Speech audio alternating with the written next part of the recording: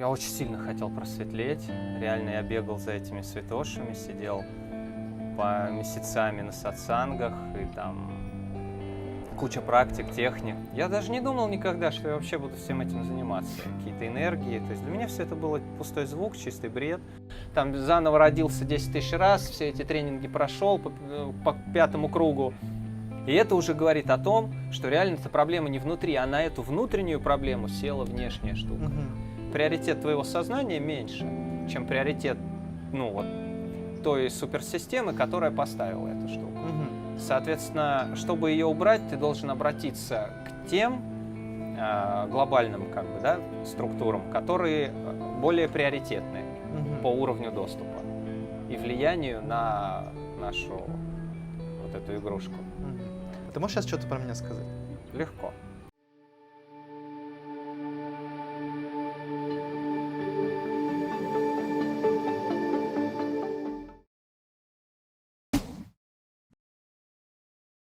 Привет, друзья, с вами Илья Радзевич, передача «Тайны жизни», и сегодня я в гостях у Валентина. Начну с самого главного вопроса к тебе, наверное.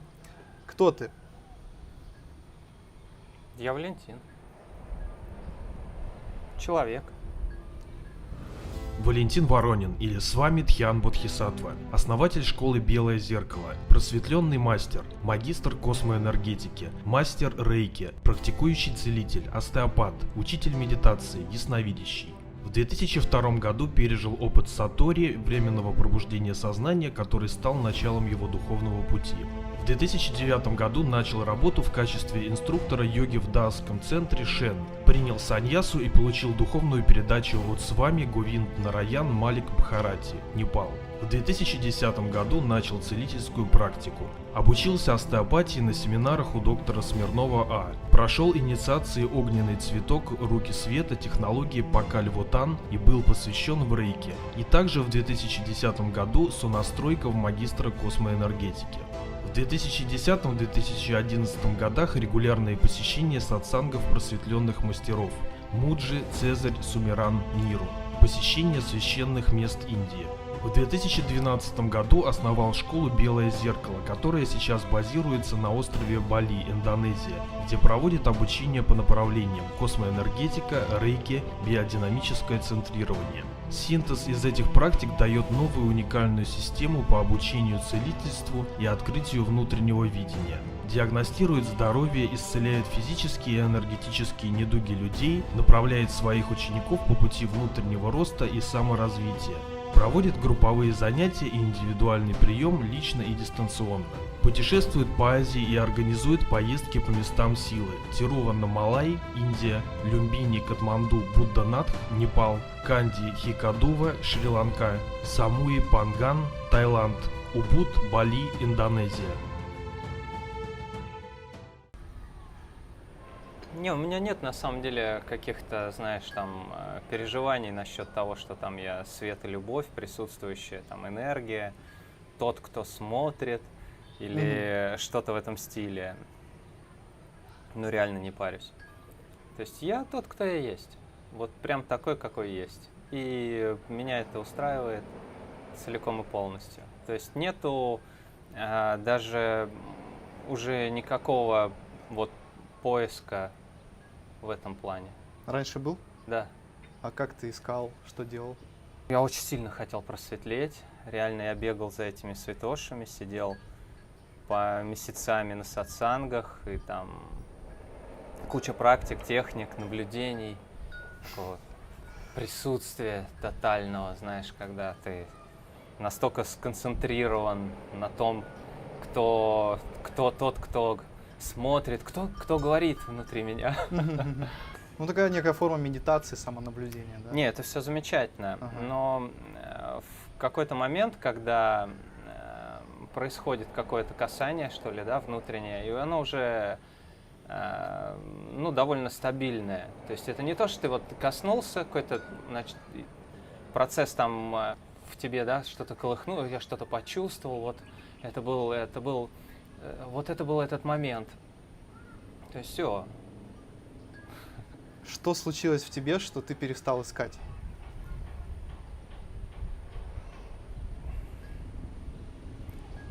Ну, ты типа успокоился и все. Ну, как ты? Ну, не каждый человек успокаивается на пути духовного поиска. Потому что касание не происходит. То есть Потому касание что, с внутренним своим миром, что ли?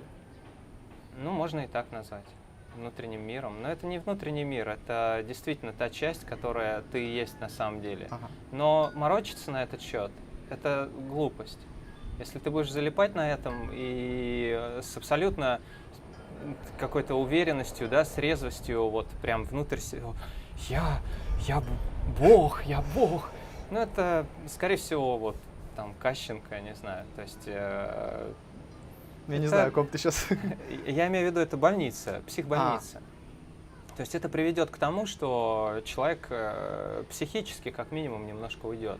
То есть смысл в том, что как только ты входишь в определенное состояние, ну, повышенного сознания, так назовем, да, то неизбежно происходит довольно серьезное изменение в эндокринной системе и вообще в работе организма. То есть он очень-очень сильные перегрузки начинает претерпевать. Если человек в этом состоянии довольно долго остается, ну, там, как минимум, плохо для тела. Мгм. А я считаю, тело — это одно из… То есть состояние какой пробужденности, Ну да. осознанности. Каких-то вот этих энергий невероятных, Мгм. потока там. То есть одно дело, когда ты уже не можешь спрятать там что-то, и оно через тебя действительно льется через край. Ну что делать? То есть уже по-другому никак. А другое дело, когда ты прям, так то сказать, есть выдавливаешь из себя, там присутствуешь, типа понимаешь, напряжение, как бы, да, да, и хочешь этим присутствием всем вокруг доказать какой-то вот просветленный, знаешь. Вот, А ты можешь назвать себя просветленным? Ну, свет светит. Скажем так. Ага. Ну, к примеру, если человек задастся там поиском просветленного, не знаю, с какой целью их ищут, наверное, для того, чтобы себя тоже познать, то если человек придет к тебе и скажет там: просветленный, помоги мне, что ты будешь делать? Скажу, иди на базовые техники, как и всех. Мгм. Но я не очень люблю там вот эти все, значит, поклонения, там прочие вещи, когда там люди там, не знаю, кланяются тебе, и там ты просветленный, трали-вали. У меня Мгм. были несколько человек таких, но слава богу, они как-то сами собой катапультировались. То есть я вижу, что наоборот, чем проще человек в плане возможности подачи себя, да, тем лучше. Мгм. То есть, если человек по-настоящему работает над собой, да, смотрит на свои внутренние вот эти блокировки и прочее, то они потихонечку рассыпаются, и сама личность, она в принципе, ну, это блокировка. Это, то есть сам факт того, что человек упаковывает себя в нечто, Мгм. это говорит о том, что он имеет некое напряжение, то есть он имеет разделение, да, между тем, что там, не знаю, высшая суть его, да, между тем, что мать-земля, и как бы он себя вот обкультуривает вот в это вот некое понятие. Из-за этого это уже напряг, это уже как бы психическое переживание. Мгм. И если это переживание начинаешь распускать, да, если человек начинает приходить вот в состояние соединения, да, он это чувствует, что вот связь, значит, и прочее, то потихонечку начинают разваливаться такие вещи, как походка, да, какие-то слова, там, обороты, там, слова-паразиты, какие-то прочие. То есть человек становится более какой-то квадратный такой, понимаешь, В смысле? для социума абсолютно непонятный. Ага. То есть тяжело говорить, тяжело, не то чтобы говорить, то есть ему нормально говорить, и он чувствует себя комфортно в этом, но тяжело его понять. То есть людям, которые не в этом состоянии, на него смотрят и не поймут, что вообще происходит с человеком. Мгм. Сидит глазами, хлопает, прочее. То есть если ты хочешь как-то идти в социум, идти в людей, то тебе нужно обратно приземляться. То есть в какой-то момент я начал брать все эти слова-паразиты обратно. Я начал обратно брать какие-то там, ну, типа, вот, как бы, ну, Чтобы чтобы, да, чтобы хоть как-то, да, попасть в среду людей, потому что ты сидишь один, ты никому не интересен, никому не нужен, да, ты полностью как бы в таком аскетичном, да, моменте собственной самонаблюдения. Ну и можно вот так, собственно, ласты и заклеить. Мгм. То есть это… если человек начинает уже все-таки из этого двигаться дальше, то, используя, да, вот это соединение, он может многого добиться. Ну, А можешь ты рассказать вот свою историю, да, с чего у тебя это началось? Как ты к этому пришел? Как-то подробнее, может, какие-то этапы были ключевые? Началось все с жареного петуха. Когда клюет, туда, именно туда. Мгм. Начинаешь, ой, думаешь, что-то тут не так. А что у тебя было этим петухом? Ну, был кризис, действительно был кризис, там, не знаю, 23-24 года, и я довольно серьезно То есть себя... когда как раз ты искал просветление? Нет, в то время я как раз не искал ничего. Всё, Уже не искал или до? Нет, до. Это был еще период, когда я даже не думал никогда, что я вообще буду всем этим заниматься. Какие-то энергии. То есть для меня все это было пустой звук, чистый бред. То есть там пивасика по пятницам, там дискотеки и все прочее. То есть интерес был совсем другого рода. Я никогда не думал, что придет к тому, что я буду, не знаю, что-то вещать кому-то, кого-то чем-то учить. То есть все было проще гораздо. И, то есть, на нижних двух чакрах, скажем так, ехали. Вот, и даже и не особо-то ехали. То есть там видно, все было Плыли? тоже поломано. Ползли? Ползли скорее, да. И когда уже ползти даже не получалось, да, то есть, как говорится, какая-то была шутка, да, что, значит, иди, беги, там, не можешь бежать, там, ляжь и лежи по направлению, так сказать, к мечте. Но, видно, со мной именно тот случай произошел, что я уже тяжело было, двигаться, вот, отдыхал. И вот в момент отдыха и какого-то такого действительно глубокого внутрь, типа, почему вот так? То есть, типа, почему я, знаешь, почему такая несправедливость, почему со мной все это происходит? Есть, грубо говоря, я умираю, а мне там 23 года, и кроме серых подъездов я ничего не видел. Что такое? Такая искренняя претензия к себе. В чем дело? Вот, и что-то случилось, А можно побольше деталей, что это было там? Серые подъезды, что еще? Да трэш, не хочется даже это поднимать, как бы, честно. Полное, вот что можно представить себе, что там, не знаю, самый, как бы, трэш. То есть маленький городок, понимаешь, там все как-то, это фильмы, то есть я вырос на всех этих там рэп, братва, пацаны, то есть, все вот. И это, естественно, приводит к тому, что через какое-то время там милиция, так сказать, на тебя смотрит там с подозрением, а как бы еще какая-то группа людей там ищет, чтобы еще там что-то. Ты постоянно в каких-то передрягах, грубо говоря, то есть такая прям абсолютная романтика. При этом город маленький, да, и настолько это все ущербно, что ты, в принципе, выбраться не можешь просто за город. То есть даже нет возможности доехать до Москвы, грубо говоря, ну и что там делать?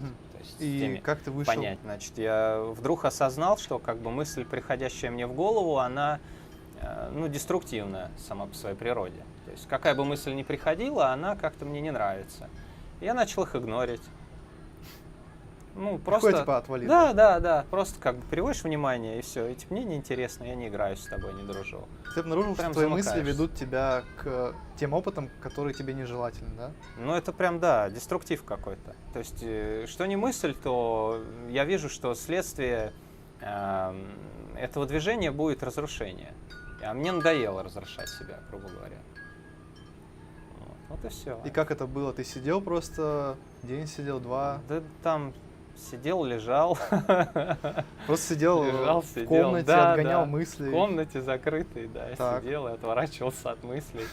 Бред, конечно, но так и было. Мгм. Мне было плохо, на самом деле, очень плохо. И как бы там такой процесс не пожелаешь никому. Мгм. То есть внутренне действительно разбор полетов был конкретный. То есть так как бы я даже не знаю, насколько человек вообще готов встретиться по-настоящему с собой. Это довольно жесткое явление, и там то, что там можно увидеть, там по-настоящему это может напугать. Мгм. А что ты увидел? Для того, чтобы даже я сказал, что вообще вынести, как бы, да, определенные пугающие мысли, по-настоящему пугающие, то есть как бы эта штука, она как раз знает, как бы, да. То Какая есть штука? ты сам, да, Ага. твой ум, он как бы знает как раз твои уязвимые места, именно то, от чего вообще ты как бы можешь вообще переживать. И именно на них он нажимает. Типа вот. Мгм. А ты в это время, получается, не пытаешься как бы слинять, а прям, ну, как бы хорошо. Типа, знаешь, ну хорошо, ну так. И все. И вот, ну, какая-то полоска пошла такая по экрану черная. Я испугался. То есть очень прям сильно. вот Прям вот в реале, да. И одно дело там, понятно, так, видения всякие, там, кошмарит, но понимаешь, что еще это. То есть полусон, полуявь, там ерунда какая-то. А вот это уже конкретно было. То есть прям такая полоса и страшно. А потом она, ну, как бы треск такой, очень сильный треск в голове. И эта полоска как бы, ну, рвется, вот реальность рвется. По-другому я не могу сказать. Прям мир рвется. Мгм. Я очень испугался и внутренне сказал: Господи, прости. Все, я действительно там не прав. Признаю во всех там эпизодах. Мгм. Вот. Просто, ну, оставь эту картинку, пожалуйста. Ты верующий был? Да ладно. Не, ну настолько, чтобы вот такую речь выдвинуть, я от себя не ожидал, честно. Но потому что, а куда? Когда по-настоящему плохо, все люди действительно начинают как бы вот Верить. не верить, а просить Прости. сходу. Да, Да. прям, помоги. И что было дальше? Ну, еще разок трепанула и отпустила. Отпустила. И все, и знаешь, вот с этого момента и пошло. Мгм. Что пошло? Ну, какая-то трезвость, что ли. То есть ты прям трезвый и понимаешь, что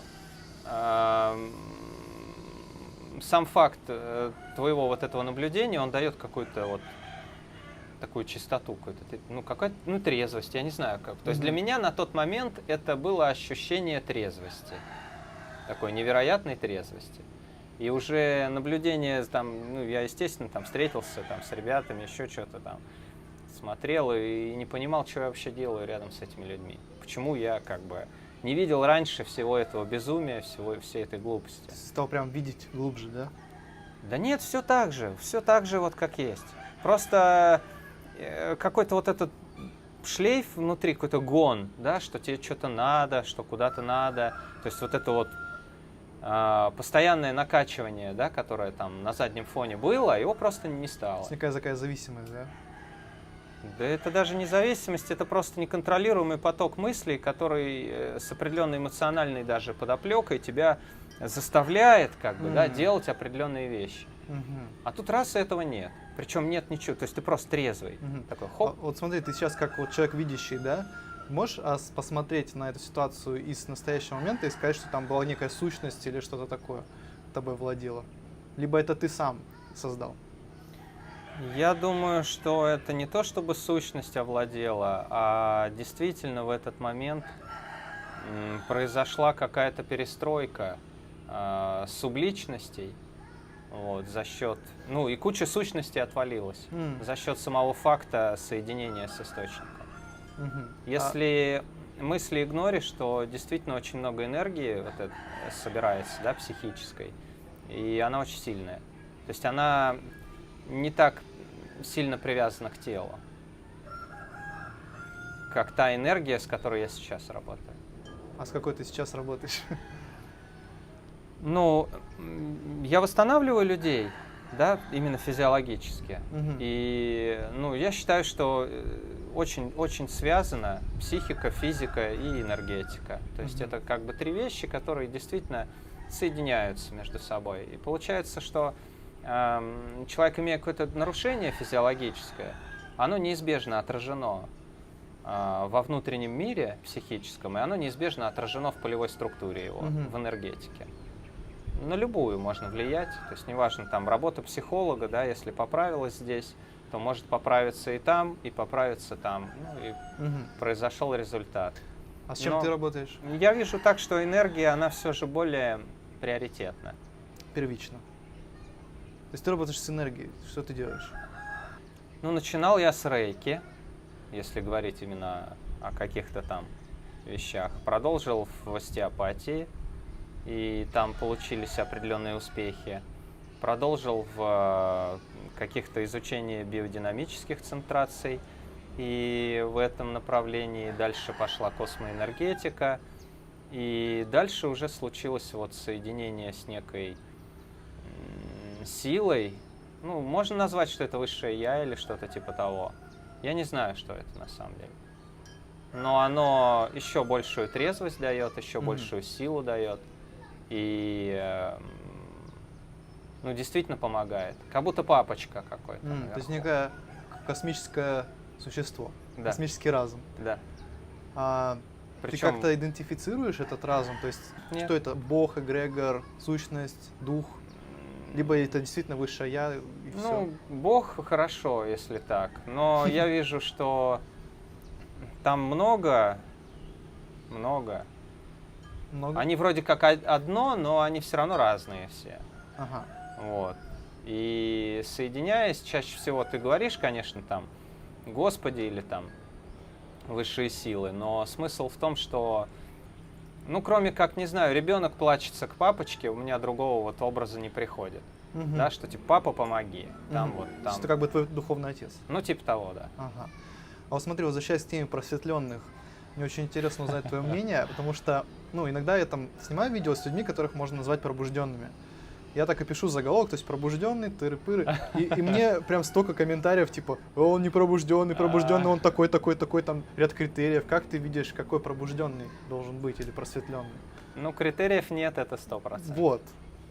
Человек что может есть? быть любой, он может как угодно там морочиться, гнать, и у него может быть там вплоть до тиков и каких-то там психических даже таких приветиков. Я бы даже сказал, что по этой теме их чаще можно понять, что человек реально соединяется, потому что там сквозит на заднем плане, и его, естественно, так немножко это То есть двигает. просветление, в твоем понимании, это соединение как раз Да, с высшим разумом. соединение с источником. Это источник, да? Ты называешь? Да. Мгм. Но там тоже много нюансов. На самом деле, может быть, не источник, а какой-то из более низких уровней. Соответственно, получается, что ну, не того уровня информация идет, и у человека может быть ну, другая как бы тема. Да? То есть оно вроде как и соединение, но не туда немножко соединение. А с кем соединение тогда? Или с чем? Очень много сущностей, очень много То есть сущностей. тоже там? Да, космического плана. Вот. И они тоже хотят, ну, как бы внимания. А как отличить тогда свое высшее я от сущности? Никак? Никак. А кто может это сделать? Нет, дело в том, что если есть уже какие-то авторитеты, да, и внутреннее есть ощущение, что вот, ну, например, там, этот человек авторитет, да, ну, ты можешь прийти к нему и сказать, я вот не понимаю, что происходит, посмотри, с кем я там вообще коннекчусь. Или вообще, и есть ли вообще соединение, потому что нет, все придумал я, ум он такой, он может как бы все это, историю там развернуть, свернуть. Типа, все произошло, все случилось. На самом деле все в твоей голове. Вот, то есть все. То есть, а смотри, а все ли смогут авторитеты увидеть, что это не сущность, а там, высшее я? То есть... Ну, тоже не все, конечно. Да. Нет, здесь на самом деле гарантий нет никаких. И никто, ну, как я вижу, никому ничего не должен на самом деле. То есть все идут, как идут, и хорошо, если есть какой-то результат, хорошо, если человек остается психически и физически здоровым. То есть для меня реально это критерий. То есть если человек остается, ну, вменяемый, то есть, ну, трезвый, вот реально вменяемый, без там вообще, там, ой, ну, то есть разное бывает, как бы с людьми, кошмарит же присоединение. Вот, и в то же время, если, ну, физика, да, держит, то есть в физическом плане у человека все в порядке, работает, то есть его можно взять там, да, на обследование к врачам, и они, по крайней мере, скажут, что, ну, там, патологии не обнаружено, таких, что прям ах. Ну, все нормально, значит, нормально двигается. То есть, а ты как смотришь людей? То есть, как ты идентифицируешь, когда там демоническая сущность или что-то еще, что ты видишь вообще? Смотря откуда смотреть. То есть, если говорить там про демонических сущностей, то, конечно, это через верх работа, да, то есть ты спрашиваешь, как бы, и тебе приходит знание. Я не знаю, как это объяснить. То есть ты просто задаешь вопрос, как будто сам себе, у себя в голове. Но ты знаешь, что ты его не себе задаешь, ты его задаешь наверх, источнику. И у тебя как бы раз и знаешь. То есть просто знание. Просто приходит. знаешь. Да, знаешь и сразу, и знаешь как бы конкретно. М. И причем часто, когда ты другому человеку начинаешь вещать, там, что у тебя вот это, и у него приходит такой, да, типа, да, как бы правда. Мгм. То есть там тоже подтверждение идет, ну, чаще всего. А ты можешь сейчас что-то про меня сказать? Легко. Давай. Ты уверен, что Давай. ты хочешь это слышать? Ты знаешь, как бывает, вот там, ну, пока не видел, пока не посмотрел, как бы и не болит ничего. Да. То кто-то что-то скажет, начинается там. Ну давай спокойно.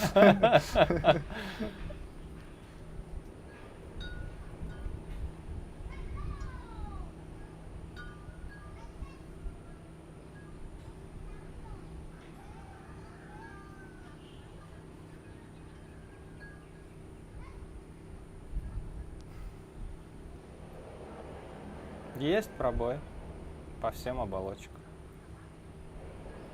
Приходит на голову, то есть голова, как будто слева и затылок, и там, ну, как бы первый шейный позвонок атлант, то есть там получается такое, как бы, напряжение, которое тяжело ослабить реально. То есть я уверен, что если ты пробовал там йоги, не йоги, или там различные массажи и прочее, то эту точку как бы они тебе находят, говорят, вот, типа вот здесь, начинают ее там, а Ну, я она слышал вот про побаливает. правку атланта. Да, правка, Мгм. заправка. Вот. Но это не так, что ты машинкой взял, там щелкнул, выстроил его, и все прошло. Мгм. То есть это энергетическая управляющая конструкция негативная, которая мало того, что вносит вот эту неприятный как бы спазм, да, в мышцах, которые сознательно расслабить невозможно, она еще и дает на ум определенный шлейф негативный. Мгм. То есть приходит понимание того, что, я не знаю, был ли ты в таком, ну, ресурсном, спокойном состоянии, когда действительно тишина. Ты молчишь внутри, и все, и спокойно. Да, Нет да, да. никаких суфлеров, нет никаких там ля-ля-ля, тра-ля-ля. А когда вот эта штука есть, то вот этого спокойствия его в принципе быть не может. Мгм. Либо же, да, что-то возникает похожее, но это не чистый спокойный ум, а как бы такой каша такая, вот какой-то вот кисель такой, да, который вводит в транс в некий, и человек, ну, не то что с каким-то разумом присутствует, он как бы тупит просто, такой тупняк.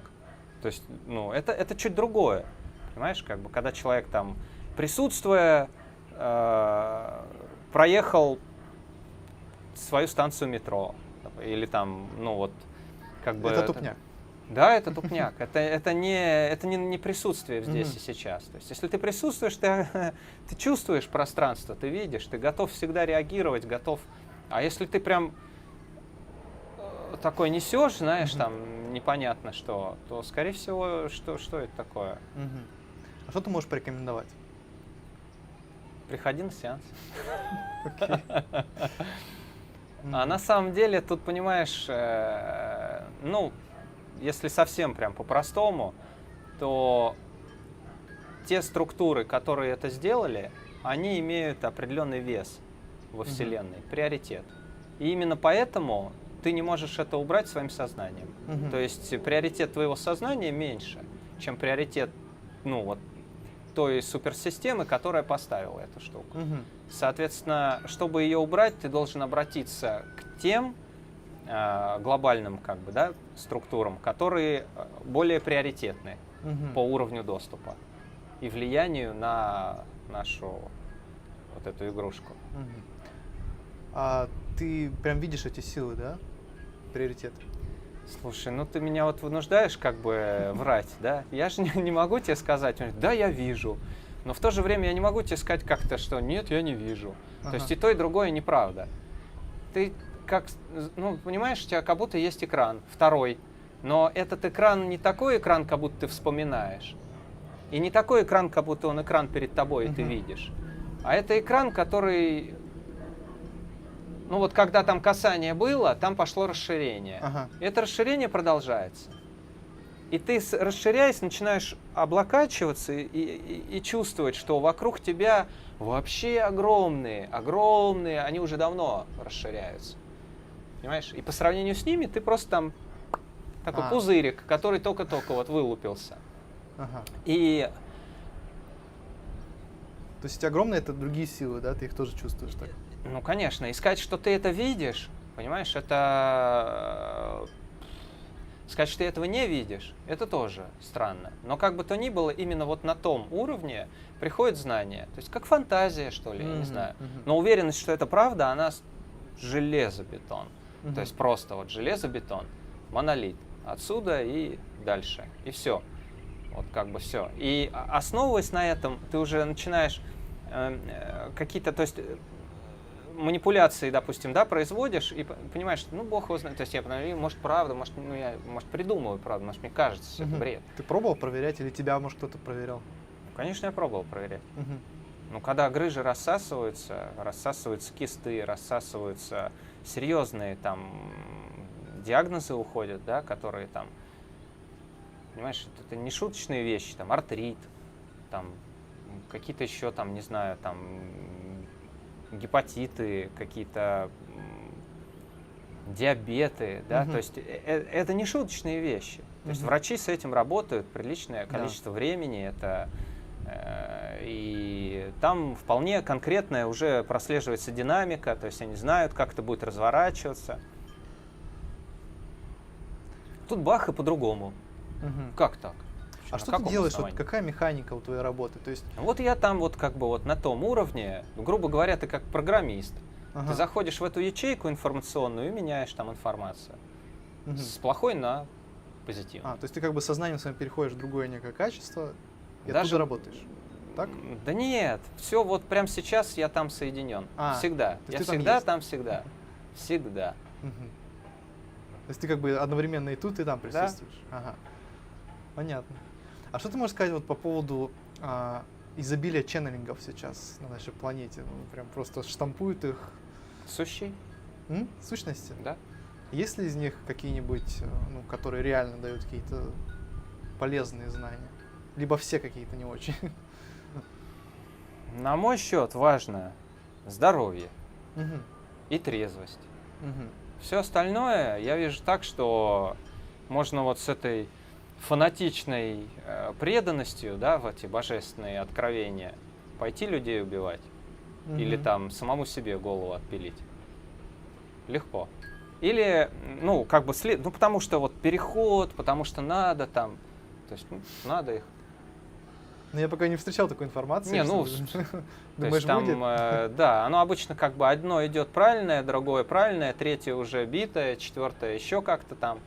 Дальше хуже, в конце концов, то есть человек исполняет вообще странные элементы. То есть, ну, никому не секрет, что ребят заносят, ну, когда они коннектятся. Вот, то есть немножко начинается... Ну, там кого-то трясет, кто-то там что-то как-то... Ну, это еще, ладно, там трясет, я даже, тут это я не против, пусть трясет и прочее. Я говорю о том, что в голове творится у человека. То есть, что дальше, что дальше? То есть, человек забывает о том, что он вообще человек, он не может уже себя сбалансировать, не может прикрыть этот чердак, да, чтобы не сквозило. То есть, оболочки там, это все подлатать, залатать, восстановить эндокриночку, чтобы не было вот этого ощущения. Ты считаешь, что человек должен как бы управлять этими вещами, то есть закрывать и открывать, когда надо, да? А как по-другому-то? Если не ты хозяин, то кто? Понятно, что вы там в тандеме, понятно, что один другому что-то дает, другой, так сказать, что-то дает. То есть какой-то обмен идет, какая-то идет. Но если нет возможности, ну, скажем так, не делать, да, не делать что-либо, не делать какую-то работу, не соединяться вот прямо сейчас, да, вот прямо сейчас мне нужно быть адекватным. Я ничего не вижу, никого не слышу, все. Ну, там идут процессы, но я просто на них даже не обращаю внимания. мы здесь сидим, разговариваем, все нормально. А Мгм. то, что там какие-то там демонические сущности стучатся там по ту сторону, ну, так сказать, да, есть и такой эпизод. Прям сейчас ты их Ну чувствуешь? да, да. Что они хотят? Ну, это атака, Ага, магическая атака. ага. А что ты можешь сказать про войны вообще, вот космические войны? Существует ли это, по-твоему? Конечно. Да? Но смысл-то Кто с кем воюет? смысл простой. Ты самим фактом своего существования делаешь неприятно, да, другой системе. То есть есть две системы, и они, в принципе, вот между собой, ну, как бы любят друг друга, да, Мгм. по-настоящему. Мгм. Но когда идет, скажем так, несанкционированное, да, соединение, грубо говоря, то там получается не любовь, а наоборот, жесткое противостояние. Не совсем понятно. Можешь какой-нибудь пример привести для наглядности? Ну, если появляется свет, то тьма отступает. Мгм. Если тьма захватывает, то там света нет. Мгм. Ну, это просто. То есть, если, допустим, пространство контролирует отрицательная система, там сидит черный маг со всеми пирогами, тут у него там все это его структуры, конструкции, то есть, кто бы ни пришел, ему сразу кукушку снесли, каналы, все, ну, то есть, он его уже видит, там все, что хочет с ним сделает, Мгм. понимаешь? И тут заходит какой-то, допустим, там, человек, включенный в иерархию божественную, весь там светлый, пушистый, со всеми там латами, причиндалами, там, с какими-то своими инструментами, там, да, светящимися. Все, вот тебе война. Мгм. Сам факт существования рядом этих объектов, там, ну, вот соединения не может быть. То есть они как бы толкаются, структуры. То есть Мгм. эта иерархия навязывает свои голограммы и свою правду на пространство, эта иерархия свои. Мгм. И они правы, и те, и другие. Но противостояние происходит конкретно у двух личностей уже, да, которые встретились. И здесь, собственно, как сказать, ну вот все и разворачивается, в этом весь интерес. Мгм. То есть вот она, это там «Игра престолов», да, то есть давайте посмотрим, как эти герои выкрутятся из этой Ага, позиции. ага. То есть, ну, давайте мы их сейчас тут сведем, о, какая красота, там полетела капуста во все стороны. То Слушай, есть, а как же обычные люди, вот, которые живут, ходят, они даже не знают ничего про это? ну, что делать? Как и все, То есть они какую живут, роль в этом вообще страдают. выполняют? болеют и умирают. Мгм. Ну а как? Как все. Ну и мы умрем, как все. То есть на самом деле ничего тут такого нет. А как выбирает человек, там, к примеру, войти в эту иерархию там, светлых сил или темных сил? Да вот как только мысли-то, они же тоже не сами собой генерятся в голове. Они же приходят сверху, от того же папочки, от того же управляющего, да, Мгм. который сверху кидает. И вот пришла мысль, вот надо развиваться. То есть все. Обычно это все равно через жареного петуха. Ага. То есть человек ну, как бы не догоняет, что происходит, как-то ищет, пробует, да, там-сям. Ну, обычно на кайфушках все вот как бы съезжают, да, в какую-то историю. И там уже, когда начинается, да, по голове, что ой-ой, правда, что-то не то. Пойду там это, На кайфушках ты имеешь в карма-йогу виду тантру почитаю. какую-то, да, там, и прочее? Не, ну тантра это опять отдельная история, это Ага. целая отдельная тема. Очень там очень много нюансов. Мгм. Вот. Я имею в виду, что конкретно там алкоголь, да, Ага. покурить, Простые там, вещи. туда-сюда, да. То есть смотришь, а результат какой? Тело сыпется, психика сыпется, беспокойство возрастает, начинается там, нарушается сон, нарушаются какие-то простые обмены веществ, нарушаются, то есть, ну, человек понимает, что что-то не то, я умираю.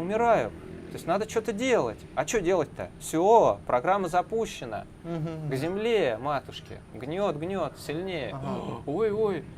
И вот он поиск. Господи, жить хочу, дай Как мне ты сил. считаешь, можно ли сохранить нейтралитет в этой ситуации? Нет? Но если ты реально развиваешься, ты при вскрытии тебе все равно скажут, ты за белых или за красных. Куда вы? Неужели все так дуально в этом мире? Ну, в этом, может, и нет, но там точно как бы. Ты либо туда, либо сюда. Ага. Конечно, без корней нет ветвей. По-любому тебе заземляться придется. Мгм. То А от есть чего ты это не все сможешь зависит? Вот полностью. смотри, вот ты вообще веришь в реинкарнацию? Но я знаю, да, что так и есть. То есть вот когда душа спускается, да, воплощается, она уже несет в себе какую-то там настройку на свет или на тьму. Ну, бывает и такое. Либо это как бы, типа, ну, чувак, рождайся, там выберешь уже, сам определишься. Бывает и такое. Ага. То есть там много тоже вариантов. Мгм. Есть всякие. Есть кто уже темненькие сразу. Сразу там, как в боевом вертолете с рождения. Подходи по одному. Да. А есть другие. Это светлые. Ну да. Им хоть что-то делать с ними, они там как бы это, улыбаются и все. Мгм. То есть уже надо постараться, чтобы там человек реально в какие-то Скажи, процессы пошел, переживания. В чем реально вот разница инструментов, да, светлых сил и темных сил? Но одни могут инструменты... Не, на самом деле инструменты у всех такие, что накернить есть. Так сказать, ударить есть у всех. Мгм. Но, как я вижу, именно построить, да, в отрицательной системе можно построить какие-то конкретные их структуры. Мгм. Да, но вот построить то, из чего сделано человеческое тело, у них не так хорошо получается, как у позитивной иерархии. Мгм. То есть, ну, то есть те могут творить. Темные, Не, светлые. да. А здесь ты не можешь творить. Тут, получается, идет как бы только разрушение. То есть либо ты разрушаешь уже разрушающее, либо ты разрушаешь созидающее. Но в любом случае ты разрушаешь. Соответственно, процесс, допустим, исцеления в отрицательной системе ведь много работают черных, тоже целители, Мгм. как бы. Вот. То есть к ним приходишь, они видят структуру, которая разрушает, и разрушают разрушающую структуру. Мгм. Человеку легче. Так. А светлые как исцеляют? Не так же? Нет. Там получается, что ты эту разрушающую структуру как бы отправляешь, грубо говоря, домой. Мгм. А то, что разрушено, восстанавливаешь. М. Оно там строится, вот эта вот постройка этих индрий, мелких вот этих частей. То есть ее, в принципе, очень, я бы сказал, нереально даже сделать. Мгм. А с позитивной иерархией это возможно. Мгм. А, ты выбрал свет, да? Да. Почему? Ну, так сложилось. На самом деле, этот выбор был действительно много воплощений назад. Мгм. А ты помнишь этот выбор? Нет? А ты помнишь какие-нибудь прошлые свои воплощения? Ну, так, чтобы прям полный сюжет, нет. Но помню куски помню. Мгм. Всякие. А те, кто- Приятные, неприятные. Мгм. Чаще бывает, когда отрабатываешь какие-то психоэмоциональные свои истории, там, ну вот ноги, там внизу что-нибудь, то выплывает, да. Что-то по спине часто бывает, раз, и смотришь, это оказывается там, так сказать, копьем меня там. Мгм. И что надо делать? Друзья причем. Да Друзья. ничего, наблюдай. Просто тогда ты не смог это переварить, да, и зацепился, что типа А. козлы. Типа ответите. Ну, сейчас просмотрел кино до конца, отпустил, простил. Все нормально. Я понимаю, что вот когда люди не сбалансированы, когда как раз вот есть какое-то соединение, а баланс отсутствует, и невозможно прийти к гармоничному, да, собственному состоянию. Вот там очень сильно идут все там чай, я если выпью, значит спать не буду, или там луна, все там луна, То есть это под ключики, все да? дела. Нет, тут тоже, понимаешь, нельзя как бы сразу взять поклеп на всех поставить, что вот у вас подключки у всех кто-то чувствует. Это будет немножко грубо и Мгм. неправильно. Но чаще всего я вижу так, что либо разбалансировка собственная у человека, да, за счет каких-то своих эмоциональных там передрях, либо, да, это конкретные нарушения в энергетике человека, и поэтому получается, что вот все это очень сильно идет уже ощущения такие. Мгм. А можешь поделиться, как ты все-таки воспринимаешь ну, вот этот мир абстракции, да, как ты его назвал, то есть вот этот тонкий план? Как ты в нем ориентируешься? Да я и даже и не пытаюсь ориентироваться. А что ориентироваться? То есть момент того, где добро, где зло, то есть, да, где свет, где тьма, он давно уже не встает. То есть, если раньше у меня были какие-то там переживание, да, вот процесс позитивный кажется, да, какое-то ощущение там ресурса, такого раскрытия, все, значит, идут это там руки пышут, дышат, кайф какой-то внутри, там все там, прям тантрой, да, а вдруг там, ну, то есть, как там увидел, да, там осьминоги какие-то снизу, которые там питаются, значит, человеком в момент вот этой истории. То есть тебе кайфово, ты сильный, но на самом деле это подключка. Да, то есть тебе кайфово, ты даже не сильный, ты просто как бы много генеришь энергии, эту энергию сразу ест какая-то демоническая сущность. И впрыскивает в тебя какую-то там ерундень, и тебе от этого еще больше кайф. То есть я видел такие штуки своими глазами. И в то же время действительно я вижу, что возможен правильный процесс трансформации энергии. Вот. Но чем более он правильный, тем меньше в нем кайфа. То есть как-то так. И не то, чтобы оно вот пресно становится, нет, не в этом. Это какого-то другого уровня кайф. То есть чем больше ты идешь вплоть, и телесные вот эти хочушки, тем меньше ты выпадаешь как бы с божественного кайфа. И все, и ты уходишь в это, и в конце концов это, оно тебя истощает. И ты приходишь к какой-то фрустрации, что в конце концов ты а искры нет, понимаешь, как бы вот, ну, реально трешь, а толку нет. То есть все, кайф как бы вот он кончился. И есть наоборот, понимаешь, что ты тело не трогаешь, но внутри происходит там, не знаю, кундалини, не кундалини, как угодно назови, то есть некое раскрытие, да, и соединение внутри вот этих двух божественных начал. И ты понимаешь, что вот через тебя действительно в данный момент, на самом деле это каждую секунду происходит через каждого. Да, Земля и Бог прям любят друг друга, прям по-настоящему. Но одно дело ты там в личности, да, упакованный, как бы, ну, там, у меня дела, там, мама, папа, там, звонили, они говорили, вот. А другое дело, ты прям чувствуешь вот это, ты вместе с ними, да. И вот когда ты вместе с ними, да, чувствуешь эту любовь, то как бы вот это ощущение смерти, оно неизбежно возникает следом, потому что кайф этот настолько сильный, что личность, она горит. То есть кайф от любви, сила сильно земли отличается, и да. сила неба, да? Кайф от любви богов внутри тебя, который по факту каждую секунду есть. А вот ты сказал, да, силы неба и земли, это те самые иерархии, свет и тьма? Ну да. То есть темные они типа на землю работают, а светлые на небо, да? Не, на самом деле в земле есть светлая энергия тоже. То есть, знаешь, как странно, внутри отрицательной системы есть позитивная система, а внутри той позитивной системы есть еще отрицательная.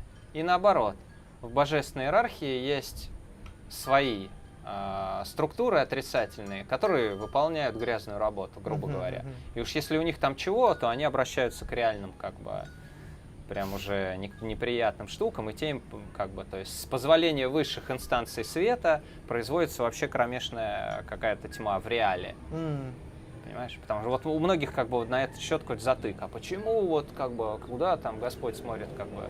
А с точки зрения всех этих космических там все правильно. То есть, ну, конечно, у нас по нашей теме это все некрасиво и как-то, ну, довольно странно кажется, там, да, все эти элементы. Как это выглядит? Войны прям? Ну, у нас войны идут, люди убивают друг друга. Да. А там как? что?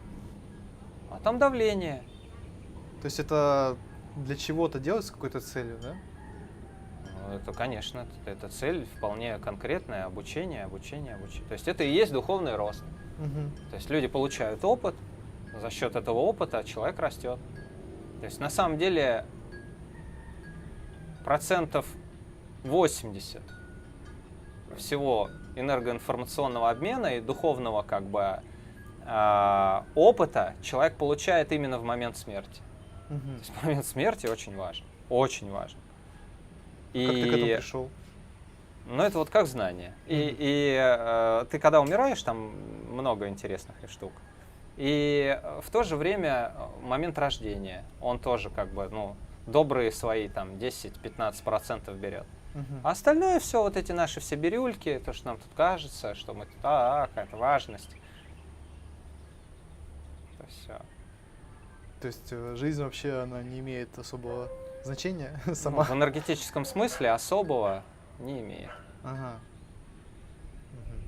То есть те процессы, которые идут по сравнению с вот тем, что здесь вот это все беготня, это все Мгм. пустой звук. А ты помнишь, вот именно для чего ты вообще здесь воплотился? Это смысл жизни твой или какое-то Да и предназначение? нету никак, понимаешь, как бы я считаю вот это все ерундой тоже, когда люди, вот мой смысл жизни обучать, значит, всех, нести Мгм. свет и знания в люди.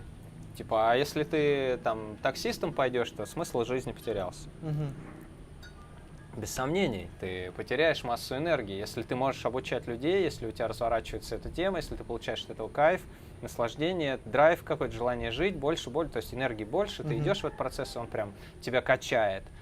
Ну, глупо идти в таксист. Ну да.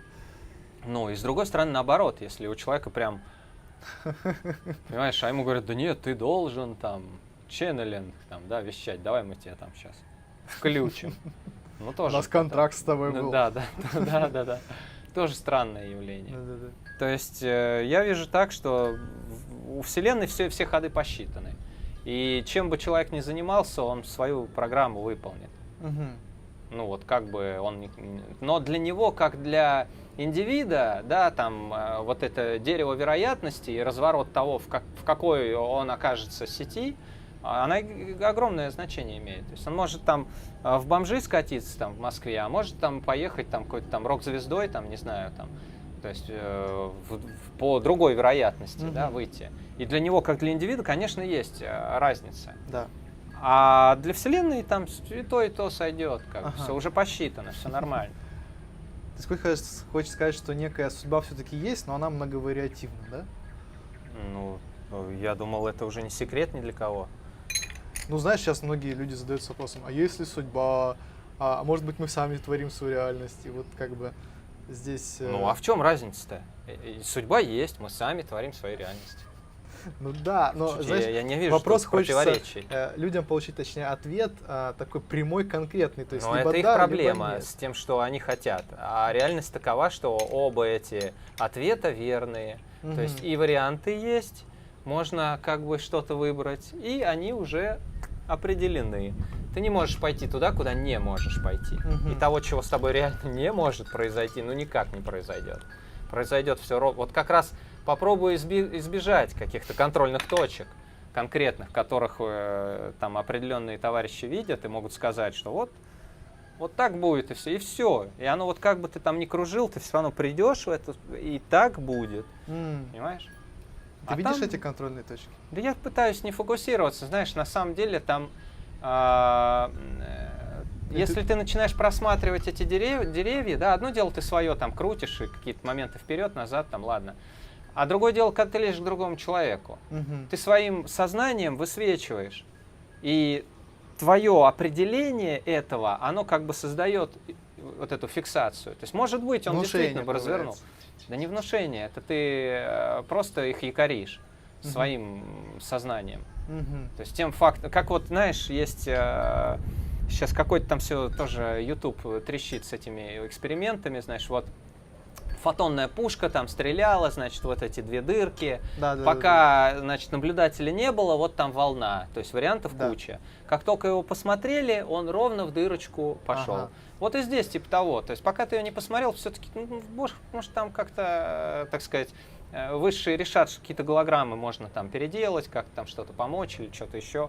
А если ты уже посмотрел, то все, ты определил.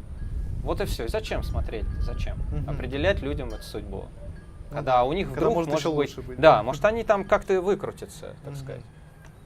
А если человек как бы, ну, безнадега, как бы, ну, понятно, что он там к тебе обращается, говорит, ну, все, жизнь никакая, там, ничего не интересно, не знаю, что делать, там, например, да, как быть, Чистить надо. чистить. Конечно. Да не бывает безнадеги. Чаще всего это все равно соединение с какими-то отрицательными системами, которые все вот это вот... То есть, понимаешь, светлый человек внутри всегда имеет вот какой-то прям ну, позитив, что ли, да, какую-то вот эту любящую такую историю какую-то внутри, да, что там вот, ну, типа, все хорошо на самом деле, все хорошо, кайф какой-то, правильность какая-то, прям, не знаю, там.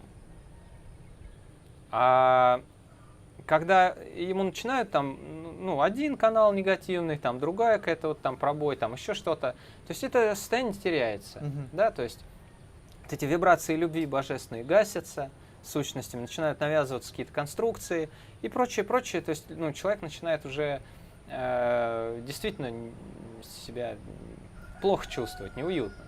Вот. А если эти штучки убираешь с человека, он прям раз опять вот эта вся замкнутость полез, и вот внутреннее ощущение целостности вот этой, как бы правильной, да, оно сразу как бы все, человек приземляет, приходит такое какое-то вот гармоничное состояние, правильное присутствие. И все, и у него вот эта безнадега, все слетает, все слетает. Какие-то боли там, боли чаще всего, они даже не физического характера. Они какой-то... Смотри, вот есть мнение, да, что люди, которые убирают сущности, да, подключки разные у человека, да, они лишь убирают следствие, но причину не убирают, да, и поэтому человек все равно потом сам пересоздает снова и притягивает эти объекты. Смотри, есть на самом деле нарушение двух видов, да, как я вижу. Есть внутренние психоэмоциональные блокировки, которые там плодят каких-то отрицательные субличности, между которыми начинается вот это вся давление, возня и какой-то дисбаланс внутренний. То есть он действительно идет изнутри человека. Но если мы будем рассматривать сам факт рождения, это уже серьезная психоэмоциональная блокировка у всех. Дальше на нее вешается, там, естественно, мама, папа. Ну, это у всех. У всех идет вот, ну, у кого-то там с этим эпизодом было связано, и, значит, блокировка идет там примерно в грудном отделе. У кого-то там непонимание было, что они там творят, и блокировка идет где-то здесь. У кого-то там непонимание было, там подавляли его, значит, да, блокировка идет где-то ниже. То есть здесь уже, ну, варианты, да, как именно, но смысл в том, что все равно у человека примерно эта история будет раскручиваться. То есть все равно у всех, вот, как ни крути, обида на маму, на папу, на какие-то, все уже 10 там эпизодов, там все уже простил, всех отпустил, по 10 раз переплакал, там заново родился 10 тысяч раз, все эти тренинги прошел по 5-му кругу. Все равно он жмет и давит, понимаешь, жмет и давит, и все. И это уже говорит о том, что реально эта проблема не внутри, а на эту внутреннюю проблему села внешняя штука. И вот когда садится внешняя штука, то человек уже изнутри не может эту проблему отпустить. Уже что бы он там не медитировал, как бы он ни думал, уже его силы сознания не хватает на то, чтобы самому справиться с этой ситуацией. Потому что та управляющая структура, которая села на эту штуку, она по приоритету выше. Она как Бог. И все, ее закон реализуется. А она там отрицательной системы, осьминожка со всеми там пирогами, звездочками светящимися. Есть, и они даже красивые иногда бывают, но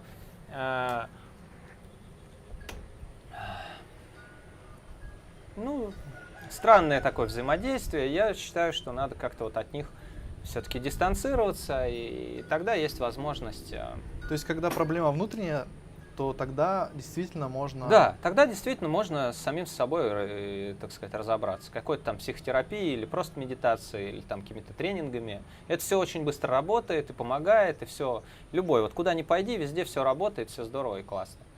А когда уже внешнее, то там, куда бы ты ни пошел, там процессы идут, кошмарит, все, куча ощущений, сопли, слезы, там все. Процесс.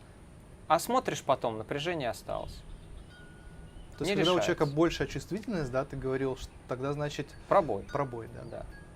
А есть ли способы отличить внутреннюю проблему от внешней? Да. Как? Я задаю вопрос наверх, и мне приходит ответ. А человек сам не может, да, это определить? К сожалению, нет. Ну, есть какие-то общие там симптомы, да, которые можно описать, но они настолько общие, что, собственно, с внутренней разбалансировкой можно те же симптомы выхватить. То есть так четкую грань найти между тем, что вот это значит сущность демоническая давит, а вот это значит сам себе мозги запудрил. Ну, к сожалению, пока я не могу вычислить, как вот, разобраться в этом. для человека, который не имеет связи, не имеет возможности вот. Мгм. А ты обучаешь установлению этой связи? Да, конечно, конечно. Мгм. Сколько нужно по времени, либо ресурсов затратить, чтобы достичь этого? Ну, там много зависит от прошлых воплощений. Ага. Очень много, на самом деле, зависит. От каких-то наработок. От наработок, да, позапрошлых жизней.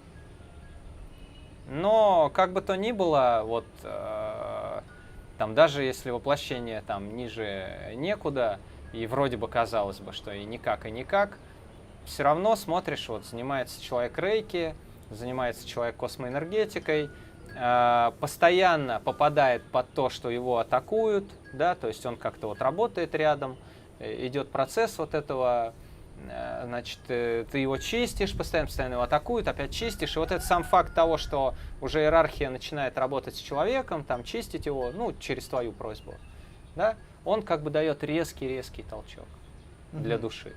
Если она светлая, растет в иерархию, то там, ну, порядок быстро наводится, быстро идет набор, очень быстро. Когда Бог на тебя смотрит, конечно, ты берешь несоразмерный потенциал в сравнении с тем, когда ты, скажем так, даже не думаешь о том, что кто-то сверху может как-то, и они просто уже такие, как бы, давай, то есть вот так пинками, то есть полетел. Ага.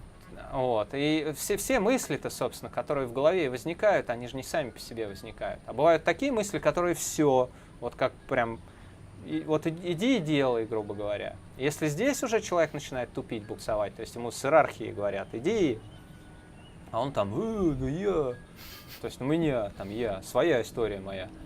Ну,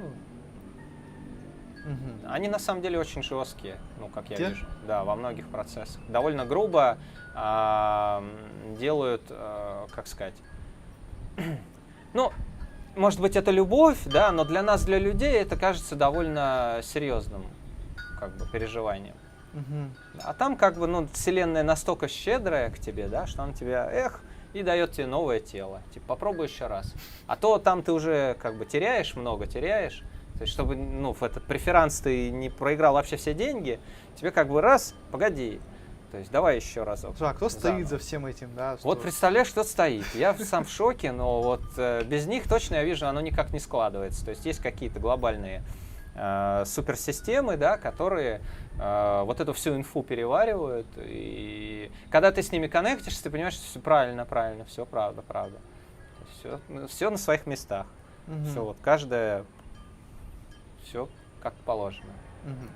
То есть я правильно понимаю, что есть некие силы за каждым человеком, которые его ведут? Да, 100%. И они добиваются от человека какой-то задачи? Да, даже... Или нет? Что им да, надо? они даже особо не... Не, они как что им надо. Был, так сказать, это вот как, ну, компьютерная игра, понимаешь? Вот у тебя есть персонаж. Да. Вот ты в него играешь. Кто играет? Ты играешь в персонажа. А те ребята кто? Ну, я про то и говорю. Вот, получается, ты как бы, как сказать... Понимаешь, можно сказать, что это я. Да, вот, например, я могу сказать, да, вот это я сам себя играю. Но на самом деле, там просто как бы соткали, вот понимаешь, грубо говоря, из того же материала тебя просто сделали, из того же материала. Для того, чтобы ты вырос, ну вот набрал этот опыт, набрал все это в батискафе, тебя сюда, ты там жизнь. И потом обратно, раз, и построение вот этой как бы внутренней микросхемы, да, вот этой внутренней там души, там, не знаю, организации вот этого внутреннего мира, как только он формируется правильным образом, прям правильным, у тебя внутри идет все, молодец, как бы, вот это нам интересно. То есть вот эта конструкция уникальная, она интересная, она сама себя создала, и она продолжает сама себя строить, и мы ее берем, все. Будет вот у нас для нее местечко. Значит, вот здесь будет, вот как раз она тут соединится и будет расти. Да. А структура это что? Ну, душа, Ага. как что угодно назовем. Душа. То есть, получается, то, с чем ты идентифицируешь себя. Ну, изначально, или нет? Да, знаешь, можно сказать, я душа, можно сказать, я тело, можно сказать, я ум. И везде правда. ты не врешь нигде. И в то же время наоборот, да, если ты конкретно скажешь, что вот ты вот это, ты наврал. Потому что ты не только это, там как бы многомерность настолько прикольная, что ты как бы одновременно можешь и находиться в этой, и здесь, и еще по ту сторону вот этого всего. Мгм. Как по-другому сказать? Я вот сегодня сидел с ребятами, мы завтракали, и я как будто смотрю на них, и я понимаю, что как будто бы это мы все втроем, как бы, мы сидим, Вот. я сижу, И не «Чё- понимаешь, чё где ты происходит?» кончаешься. Да, да, да.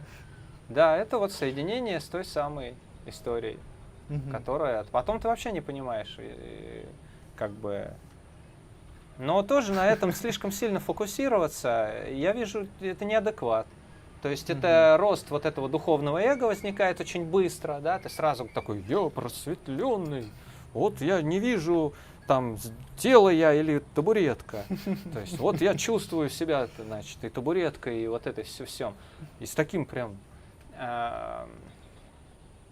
Мне кажется, это немножко, ну... Просветленная табуретка. Да, немножко патология. То есть шиза натуральная. Мгм. Поэтому, когда да, ну, человек там- отождествляет себя с многими личностями. Шиза. Мгм.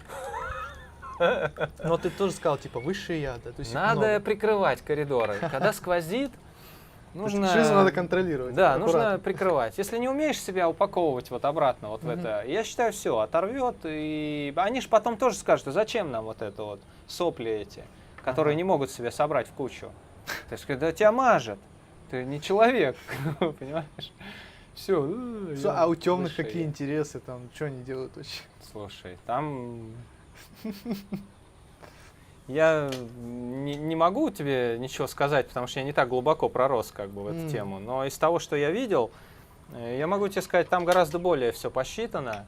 И процесс творческого творения, как бы, да, который тут, там, развернись, он отсутствует напрочь. То есть вероятности вообще нет. Вероятности очень малая. Ага. Ну, может, они и есть, я не знаю, но то есть там прям вот все. Вот так и только. Мгм. И в основном там, ну, все-таки склонность к подсчетам, расчетам. Но с другой стороны, ты же говорил, что там тоже банк, там некие Да. инвестиции Да, есть, да. и что им тоже, если не интересно, они от тебя отказываются. Как бы. Селяви. Да, Что поделать? веселый мирок. Не, но я не настаиваю ни на чем. Я признаю, что, возможно, это все моя фантазия, чистая, как бы, гон, и Бог его знает, на самом деле, как оно. Как определять, где правда, где нет? Я определяюсь на опыте, своем опыте по конкретным исцелениям физиологического тела. Мгм. В свои 23 года у меня отказывали почки, печень, там крах по всем статьям. Сосуды, у Мгм. меня там ноги болели, там, сям, голова за голова кружилась, я не мог там присесть нормально. Мне поехало. Потому что все, истощение полное, Мгм. крах. И сейчас, да, я могу исполнить вообще вот нормально. Я себя прекрасно чувствую. Все можешь исполнить. Ну, Все, что надо. ну, А тебе я там физически поступают... себя прекрасно чувствую. Мгм, это хорошо. Тебе поступают какие-то там, не знаю, команды, либо приказы, что. либо там сказать, вот иди, чувак, туда. там. Боже упаси. Нет? Нет. То есть ты как бы сам себя творишь, а они просто смотрят, типа, если им нравится, то оставляются. Типа, а если не нравится, то, чувак, что-то не то, да? Ну, когда я делаю что-то не то, меня, конечно, хлопают по башке. Ага. Реально. То есть, типа, свобода воли, да, на первом месте, да, и ты должен сам найти. Да, свобода воли на первом месте, но если ты делаешь что-то неправильно, тебя могут за это, так сказать, подтолкнуть, и ты понимаешь сразу, что этот толчок ты уже не уберешь. То есть ты видишь, что тебя твои же, грубо говоря, так, Мочат? типа, ну не мочат, а обозначают, что, дружок, ты повнимательней на поворотах, Мгм. грубо говоря, куда ты прешь. У нас вот это все больше света становится. Замечаешь? Отлично. А ты Просветлеемся. проводишь какие-то, ну, Сатсанги. нет, обучающие программы? Да, конечно, конечно. Мгм. Мы регулярно тут чай пьем. Ну, Вот, именно люди чтоб приходят, серьезно, там, общаемся. знаешь, вот там прям. Да вся эта серьезность — это бред. Вот чем Ага. больше серьезности вот, у людей, которые об этом говорят, тем больше что-то там, значит, это самое. Ну, я имею в виду, что у человека запрос, допустим, там, ну, прийти к себе, да. Вот, Ну хорошо, а кто против-то? Приходи. Приходи к себе, Либо ко ясновидение мне, открыть, да. поговорим. Ну почему нет? Давай откроем видение. Мгм. Как у тебя происходит передача вот этого, да, навыка ясновидения? Не, ну, допустим, ясновидение я не передаю, вот Мгм. прям, знаешь, вот будешь видеть. То есть так Ага. не катит. А как? Я могу дать техники, могу дать инструменты, которые действительно могут помочь это вскрыть. Понимаешь, разный элемент есть в этом во всем, да? Когда оно вот так, и прям, о, я вижу. И когда ты постепенно начинаешь работать, ты увиделся, вот, как будто теплый воздух такой вокруг человека. Потом смотришь, о, а там правда какая-то пленочка, потом эта пленочка, какие-то радуги, значит, какие-то там конструкции. То есть это постепенно, потихонечку Ага. открывается. Потом, конечно, идет скачок, да, бах, и ты вдруг поле увидел целиком. Мгм. Такой, и оно прям раз, секунды 2-3 и погасло. Ну, а мало энергии, не хватает еще, пушка не работает нормально. Что за пушка?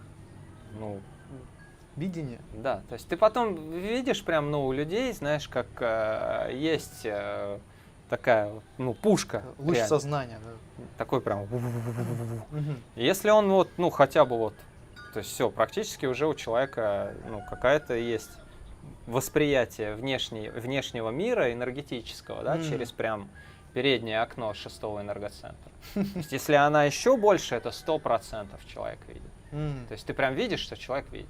Прикольно. Третьеглазый становится, да? Ну, В Будде много видящих? Ну, вот здесь, здесь говорят, что типа это место скопления третьеглазых. Это правда это или все-таки преувеличение, как ты считаешь? я воздержусь.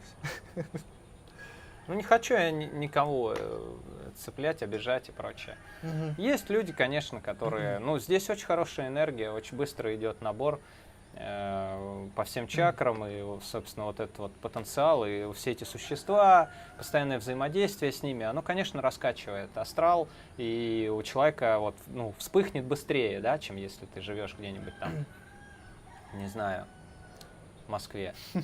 Вот. Хотя в Москве тоже есть много мест интересных, там, включая тоже метро, Мгм. да, где тоже интересные процессы происходят, ну, немножко другого спектра и более такие, как бы, агрессивно давящие, но иногда бывает и такое, как бы, включает, в том числе. То есть, в вот. принципе, как раз, ну, Бали подходит, да, для того, чтобы заниматься собой. Не, ну, здесь очень круто. Мгм. Это без Ты сомнений. поэтому приехал? Нет, я не поэтому приехал, но я доволен Здорово. тем, что происходит. Здесь действительно, вот, ну, и там с горы стекает, здесь жилы идут, и оно все перемешивается, и получается действительно У такая. меня, как только я сюда приехал, сразу появилось ощущение дома, знаешь, вот, как будто, здесь хорошо, я не хочу даже отсюда никуда. Это ощущение возникает всегда, когда идет гармонизация в энергоцентрах и выстраивание себя, да, внутреннее. То есть как только вот набор происходит по всем чакрам более-менее, да, они как-то в ресурсе находятся, и там центральный канал, оболочки более-менее как-то энергию подбирают. Все, вот это комфортное ощущение, приятное имеет место быть. Как только этот баланс теряется, там пошли перекосы, значит, психика начинает напрягаться. Ну, оно так. Смотри, к примеру, если вот сейчас зрители нас смотрят, да, захотят к тебе на обучение именно по ясновидению, да, ты готов там провести онлайн-группу, например? Да, Мгм. я передам рейки, передам, как медитировать, научу медитировать по-настоящему. И у меня есть много учеников, кто, имея вот одну инициацию, вот эту, Мгм. уже там свои имеют конкретное свое восприятие. Причем люди, которые на первый взгляд не скажешь, что вот вообще человек может видеть как там по-своему. Мгм. И начинаешь тестировать, начинаешь смотреть, то есть человек без проблем, да, называет какие-то там в чакрах изменения, да, какая чакра в гиперактиве, как чего, то есть где там поток идет, где не идет, то есть диагностируют люди прекрасно. То есть я научу диагностике, научу А там сколько защитам, занятий? научу прочему. Ну, есть курсы уже, собственно, готовые. То есть это не первый день, как бы, да, занятия провожу такое, да. То есть сейчас мы немножко на Бали, конечно, расслабились, и я чуть отпустил людей, кто в Москве и прочее, но, как говорится, я готов. Да, я готов. Давай тогда оставим под видео ссылочку, на которую люди смогут зайти и записаться на Да я эту только группу. за. Конечно. То есть, а когда конечно. соберется критическая масса, ты проведешь. Отлично. Также можно сделать с чисткой, да, с твоей. Да, ну там лучше индивидуально работать, потому что на самом-то деле здесь чистки групповые, я считаю, это не особо позитивное Тогда явление. индивидуальная чистка. Да, да. То есть сеанс исцеления, так, оно так и есть, сеанс исцеления. То есть человек записывается, мы договариваемся по времени, значит, все, у нас связь, там человек ждет, я работаю, по окончанию там отписываюсь, да, что все, значит, и человек пишет свое фидбак, так сказать, да, со всеми там. Мне уже, я эти фидбаки уже перестал их копировать и перестал там переживать, да, там, что мне отзывы, там, то есть Ну, уже понятно. сарафанка же работает все равно. Да, да. Сколько по времени длится сеанс? Минут 40. Так быстро? Ну, бывает быстрее, но я стараюсь сейчас глубже идти в процессы органов, там, каждый орган прощупываю, отслеживаю, что там изменения какие, какой ресурс есть, и что можно сделать по этому поводу, и, ну, так сказать, подкачиваю. Человек записывается на сеанс, мы договариваемся по времени, и отрабатываю, потом отписываюсь все, что видел, все, что у человека происходит, что нужны еще или не нужны, и как вообще делаем дальше. К чему и что готовиться? делать дальше. Что может, какие симптомы появиться? Или ничего не будет, наоборот? Готовиться Эффекты. к светлой полосе своей жизни.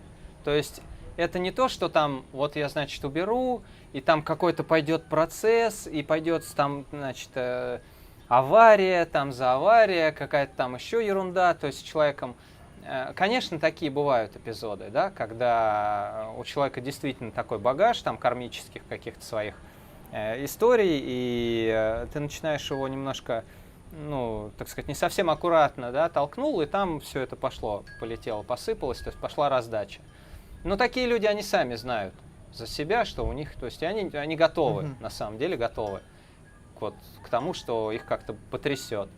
А когда человек действительно какую-то внутреннюю работу делает, какие-то свои переосознания уже имеет, но уперся в потолок, вот здесь будет только плюс. То есть у человека вдруг, ну, просто будет легче, лучше, больше, еще шире, еще больше, и лучше, и как бы вот рост и развитие, то есть они будут неизбежно ты сказал происходить. карма, да? То есть что такое карма, почему она создается?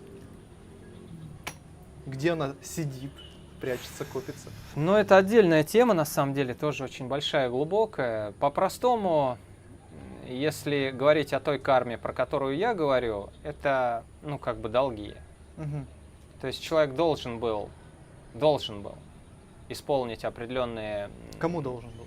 Ну, для высших, для Земли, для себя, для своего роста и развития по программе он должен был выбрать вот одну из ветвей вероятности, где максимально идет приток и к нему, и в душе, да, и в Землю, и везде. То есть везде вот в этом энергообмене, значит, все в плюсе. Вот. А там был, значит, такой байпас, но он такой вообще практически невидимый, и шанс на то, что человек туда свернет, он, ну, практически никакой. То есть это жесткое эго. То есть когда человек вот нас типа я там, по-моему, там, ну ему все говорят, что ты тупишь-то, ну давай, вот же, сюда, как бы там 10 указателей уже весь мир там показал, все мимо проходили, типа, чувак, тебе сюда. А я? Значит, ну и вот это я, оно начинает, значит, исполнять какую-то историю, и там недополучают все. То есть все, получается, как бы такие, ага, и они записывают эту историю ну, на вперед. На счет. Да, то есть должен. Да. Ага. Вот. И если у человека не получается, то есть они уже смотрят, что вот за эту жизнь уже, как его там не подпихивай, ну он это не отдаст, не выходит никак. Все, это идет карма. Она как бы капсулируется и там на следующую жизнь. И человек в следующую жизнь приходит, у него нагрузка сразу. То есть вот этот багаж, который он в тот раз протупил. Мгм. А И- смотри, я слышал такую информацию, что есть карма земная, есть карма на других планетах еще какая-то. Типа, что если человек воплощается, да, то он ввязывается в эту игру, и чтобы ему выйти вообще реинкарнировать, например, в другом мире, да, нужно все тут закрыть. То есть О. это что, по-твоему? На самом деле много всего есть. Я говорю, это целая отдельная тема, по Мгм. которой можно отдельно встречаться и ее вот разворачивать. Потому что вот эти все деревья вероятностей и возможности отработки кармические, то есть они действительно есть. То есть, да, вот в том же там тибетском буддизме очень много там с Ваджрасаттвой интересных, вот эта 100-слоговая мантра, она очень прекрасно работает. Очень хорошо работает. И огромное количество у них практик, которые Мгм. реально позволяют чистить именно те там причинно вот эти тела, да, которые, так сказать, уже несут на себе вот эти все нагрузки. То есть их можно чистить. Мгм. Но людей, у кого доходит как бы вообще понимание к тому, что надо вот в эту сторону двигаться и что надо вообще что-то чистить, так сказать, оно уже есть более прогрессивные вещи. Мгм. Вот. А вот ты, наверное, понимаешь, вот как работают те или иные практики, техники, системы? Может Да. быть, ты можешь что-то сказать про какие-то общеизвестные трендовые вещи, работают ли они или нет? Да я могу про все сказать. Ну, например, там не знаю, медитация Оша, там Отлично работает. тантра, расстановки, Прекрасные вещи. Смотри, тета-хилинг. все замечательно. Единственный момент мастер. Мгм. То есть на самом деле, обуславливая практику общим названием, ну, например, космоэнергетика, Да. да, ты можешь прийти в космоэнергетику, там вот, там объявление, да, приходишь, а там какой-нибудь там невероятных вообще размеров человек, ты видишь, что на нем прямо на лице написано, что у него у самого там что-то сыпется, Мгм. да, идут процессы, реально сверх, то есть человек прям больной. При этом он там, сейчас я вас там почищу, всех настрою, Да-да-да. перестрою. То есть все, вот как бы люди, услышьте, все дело в мастере. То есть тот, кто дает, он проводник. И он может быть проводник от позитивной иерархии, и он может быть проводник от отрицательной иерархии. И при этом одна и та же как бы рейки, и Мгм, все, мгм. понимаешь, рейки. А источники могут быть разные. Потому что, А как определить? да никак. Никак. Ну вот у кого нет глаз, ну как он посмотрит?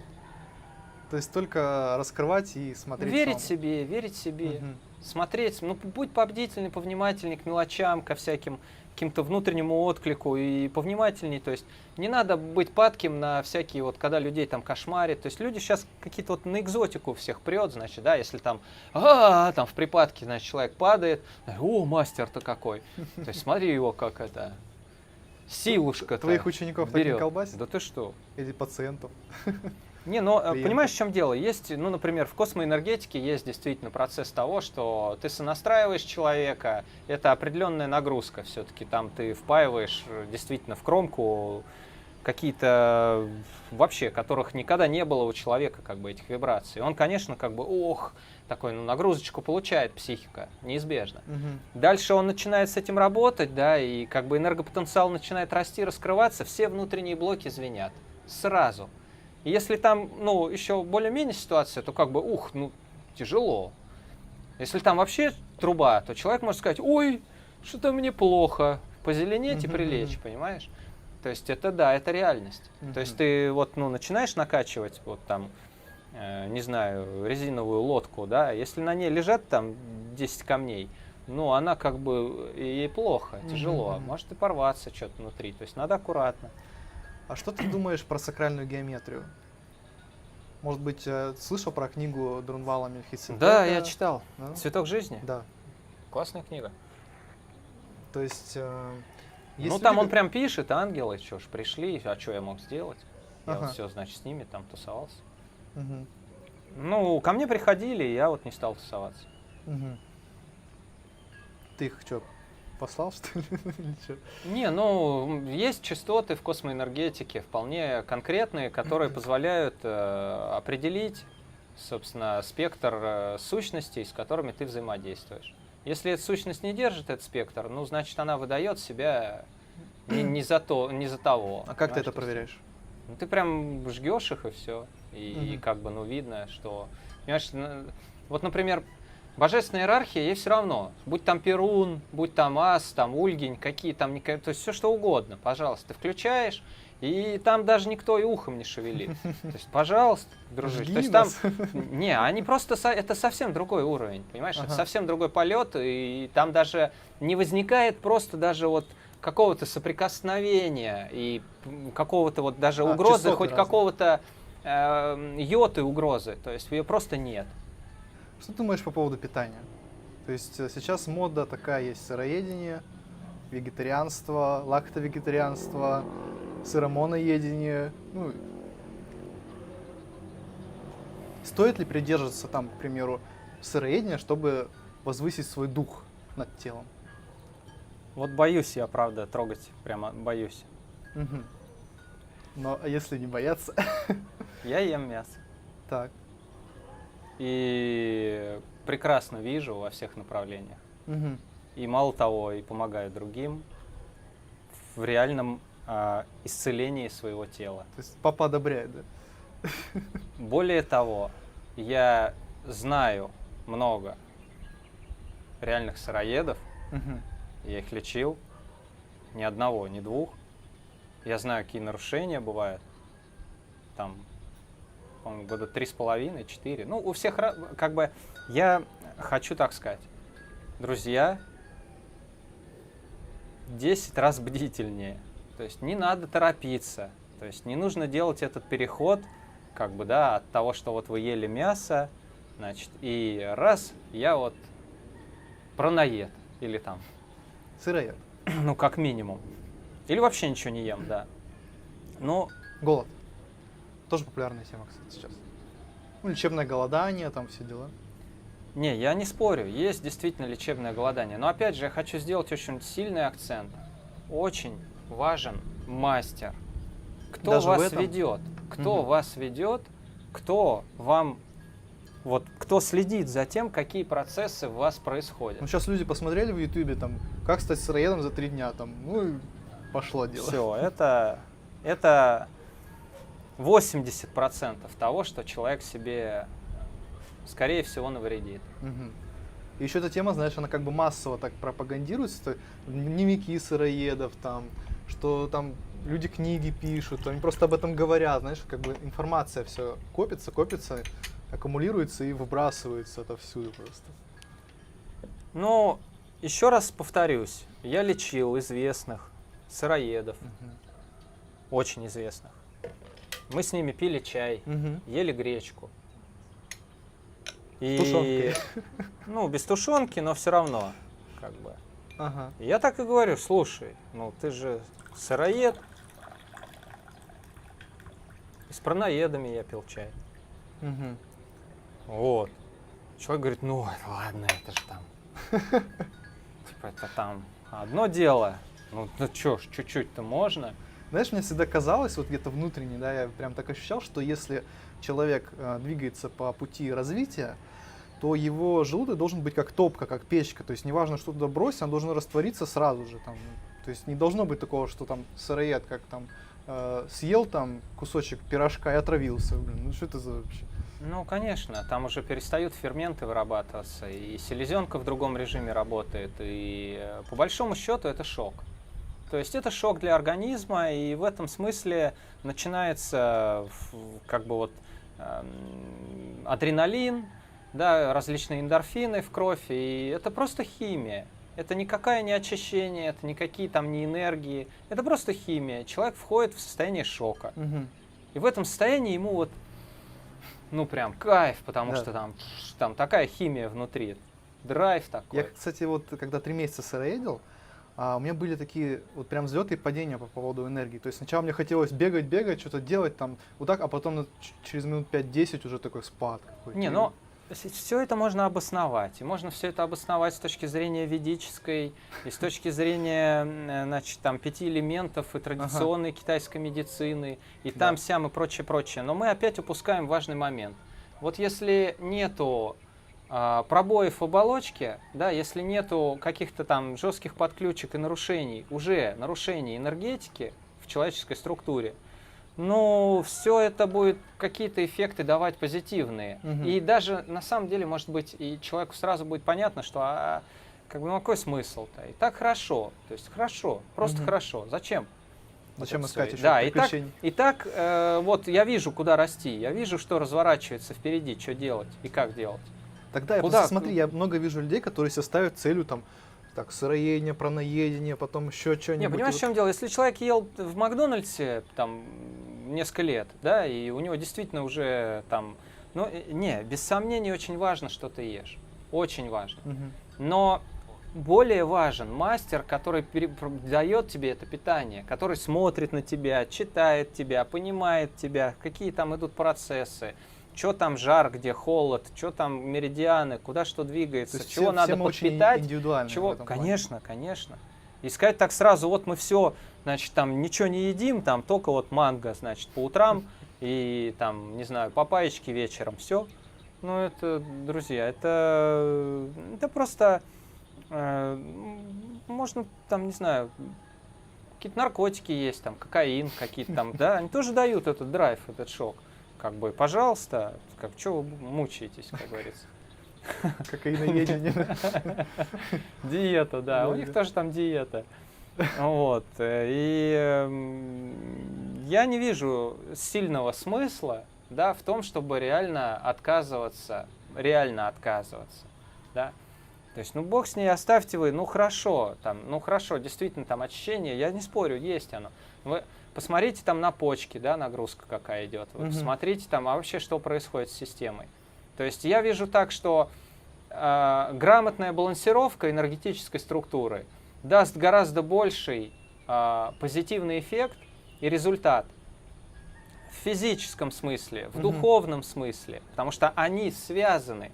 Физическое тело, психика и энергетика человека, то есть там душа, она многоуровневая, и все эти тела, они все равно в нее входят. Они все равно выполняют процесс вот этого трансформации и набора энергии. Да, фильтры там, прочее, это все важно. Это все важно, да, как оно настроено. Понимаю.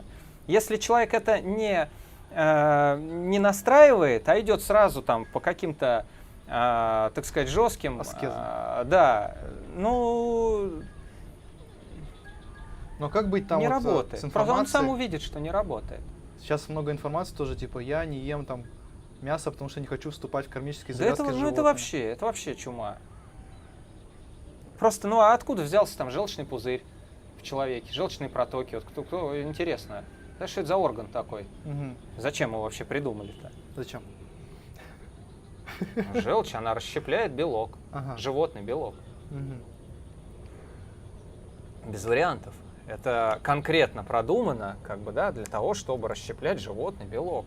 То есть это никак не там. Хорошо, что по поводу кармы, морали, там вот этого всего, да, любовь к животным.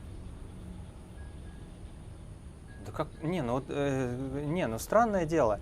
Значит, когда, так сказать, там друг друга они убивают пачками, нормально. Ну что там, танки за танки, давайте там кого там.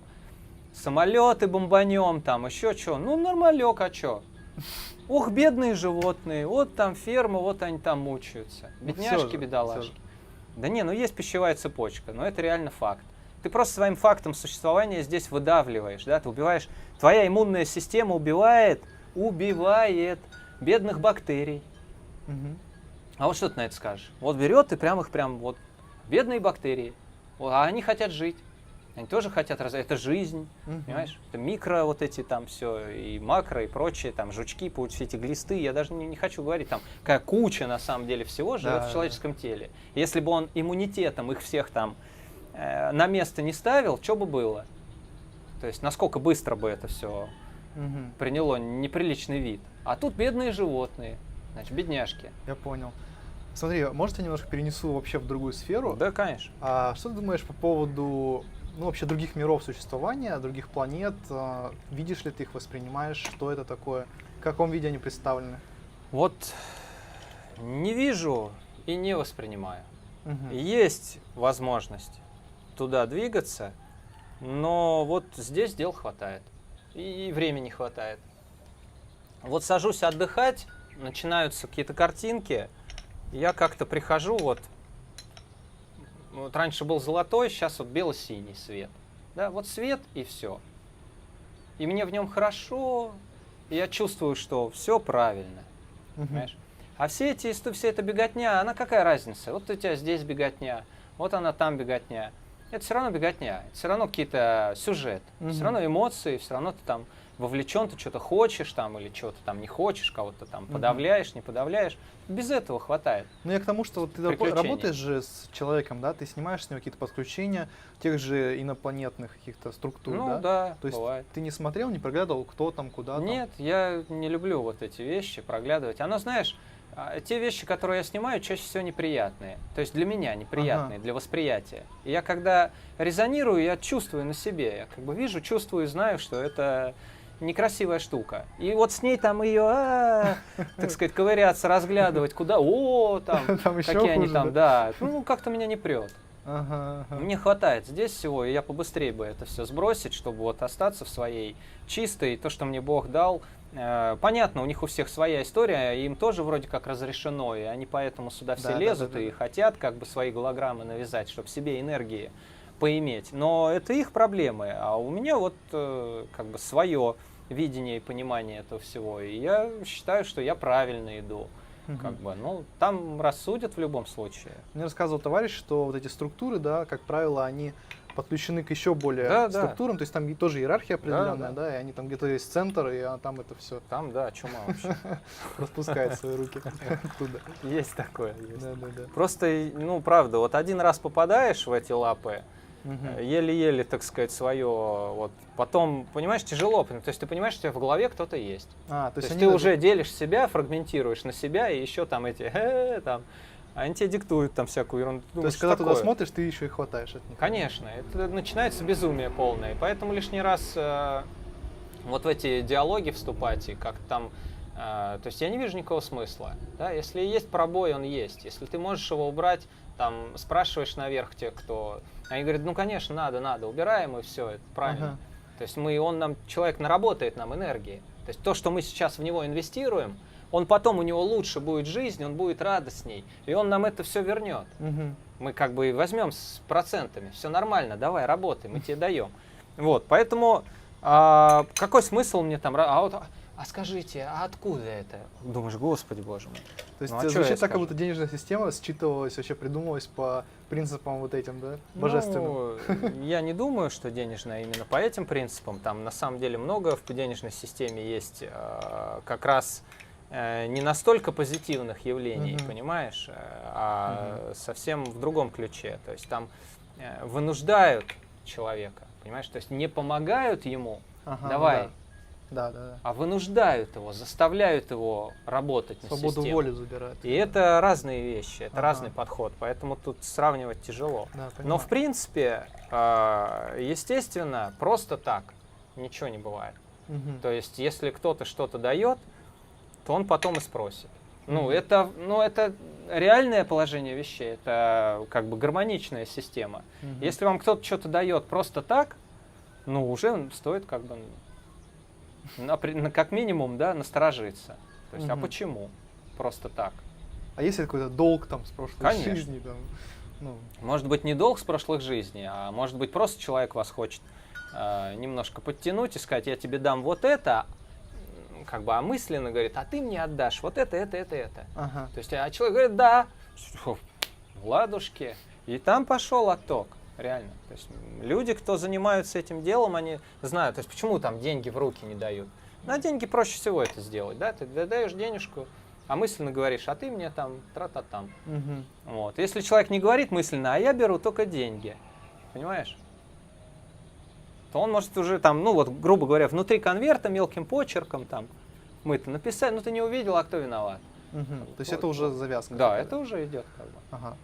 А ты как целитель, вот, наверное, у тебя есть техника безопасности, да? То есть, наверное, это то, что ты сказал, не смотреть, не лезть туда, где не надо, да? Да бывает всякое. То есть, потому что я слышал много историй, когда там целитель начинает заниматься практикой, и он начинает хватать, там, Да чахнуть, было и там. такое было. То И есть- хватал, и чахнул, и умирал уже, и всякое, нарывался тоже. Но это Мгм. всегда вызов, всегда такой стимул для роста.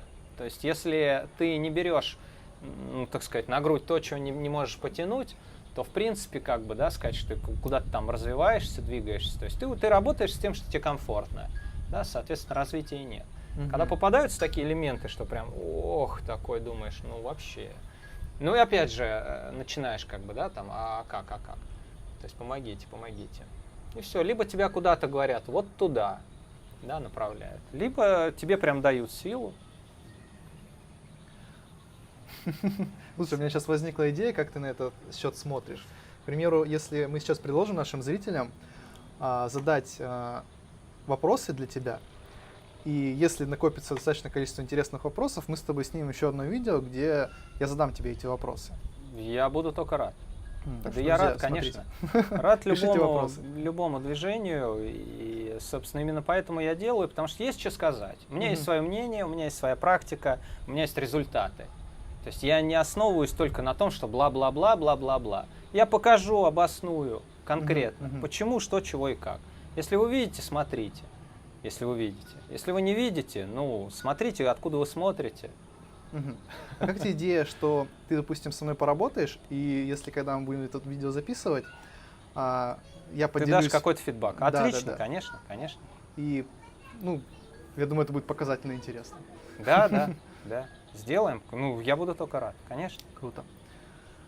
Есть действительно много информации о том, что соль очень вредна, и прям есть такие очень много людей, которые исключают продукт вообще из питания. Что ты по этому поводу скажешь?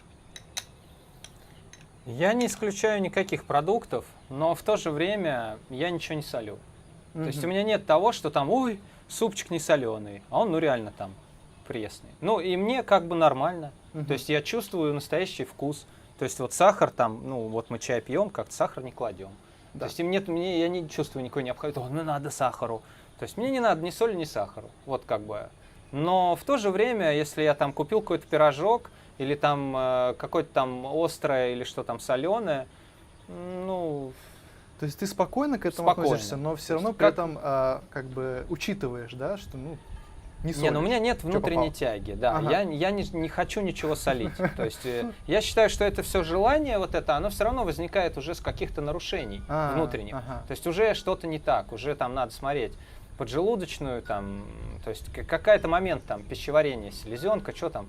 То есть соль это часто водные структуры, а селезенка управляет водными структурами. То есть надо смотреть, что с Мгм. человеком Для происходит. тебя это звоночек, а человек хочет соли. Да. То есть, Ага. если человек хочет соли, прям вот так ее ложками, это говорит о том, что там что-то явно что-то не то. Мгм. Скорее всего, какая-нибудь уже, так сказать, село существо. Их много, очень много. Они летают кругом. И как только человек вышел в разбалансировку, да, приоткрылся, дырка есть, она нырк, все. А потом там у человека вопросы, а как чего, а что чего, почему, а как же так? Мгм. И ничего сделать не может толком. Церковь помогает, бывает. Пришли люди, помолились, стоят их под потоком, чистит. Все, смотришь, поотваливались все эти бомбарашки, нормально. Мгм. Бывает такое. Бывает, пришел просто на место силы, сел, посидел 20 минут, там, все, ресурсное состояние наполнился, все, выдавилось, все эти штуки. Тоже нормально. Вот вот меня дольмены, значит, поставили на путь. Ну, естественно, хорошее место, там, энергия кипит, поставили на путь, ну, нормально. То есть я не вижу в этом, да, какие-то там что-то сверхъестественное. То есть это естественное явление, что как только человек начинает с энергетикой работать, соприкасаться и вообще понимать сам факт того, что вот он был, какой он есть, да, и пошел энергоинформационный обмен многократно возрастать. Грубо говоря, у меня была там передача там GPRS, да, и как бы она там в 3G, в 4G. То есть, то есть куча информации, которую, ладно, я ее сознательно не понимаю, я еще как-то там что-то, но она течет, и это ощущение того, что ты в ресурсе, да, оно, ну, его ни с чем не спутаешь. Сразу видно, что идет поток или не идет. И все. А дальше уже учиться манипулировать. То есть, если ты умеешь сам открывать поток и закрывать его, у тебя есть уже какой-то рычаг, какая-то опора в мире абстракции, на фоне чего ты можешь двигаться. Все, это вот он ключ. А уже соль, не соль, ну, мне кажется, соль, не соль. То есть любая важность, вот любая фанатичность, она, ну, странная сама по себе. Питание важно, ну, без сомнений важно. Если жрать там с утра до вечера, ну, конечно, хоть не важно, там, салаты, не салаты, но если ты их жрешь постоянно, ну, что-то тут не то. У меня к тебе есть последний вопрос. Что для тебя является самой главной тайной в жизни? Смерть. Почему? Ну, когда эта дверка чуть приоткрывается, уже интересно. А если ты еще по ту сторону, как бы, тоже как-то с изнанки с этой начинаешь сам, то есть, о, да это же, ну, типа, столкнулся сам с собой на входе, да, ух ты. Тогда еще интереснее. Но дальше ты понимаешь, что дальше еще что-то есть. А здесь-то, конечно, все уже более-менее понятно. Понял. Спасибо тебе. Получилось очень интересно, я думаю, и зрители оценят. Так что, если вам понравилось, ставьте лайк. Спасибо за просмотр. Подписывайтесь на канал, на уведомления. И тебе, конечно, тоже большое спасибо за такое обилие информации. Хау, очень рад. Спасибо всем.